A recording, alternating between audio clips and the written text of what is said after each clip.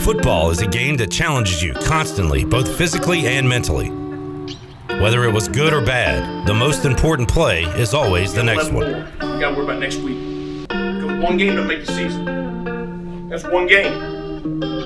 We got a big home game next week, right? Yes, sir. Great chance to get a win at home. Great chance to get a win at home. Okay, we got to keep a positive attitude. Okay, we got to stay together. We got to keep doing things right. Okay, and we got to compete in everything that we do. You got it? Yes, sir. I love you guys. You work too hard. Too hard.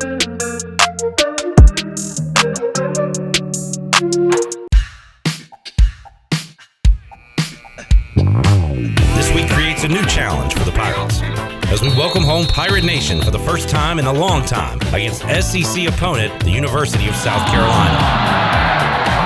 This will be the first time for many of our players to compete in front of a full capacity crowd at home.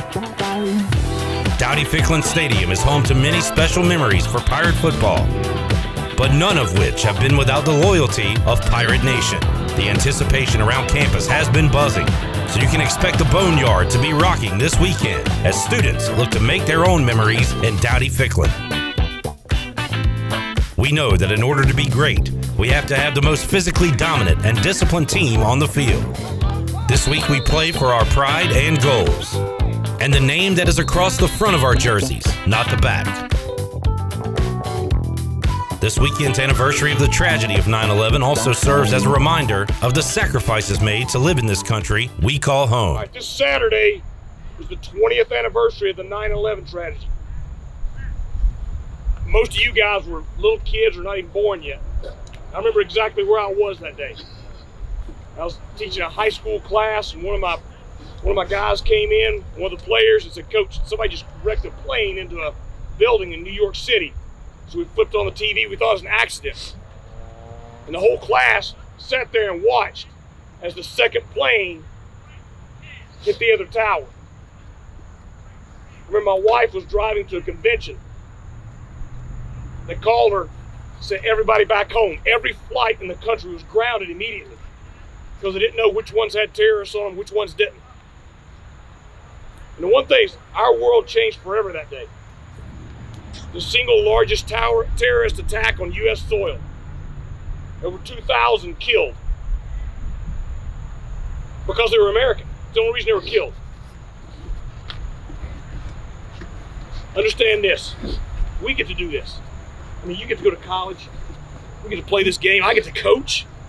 I get to coach a game for a living. I can go do whatever I want to do when I leave here tonight.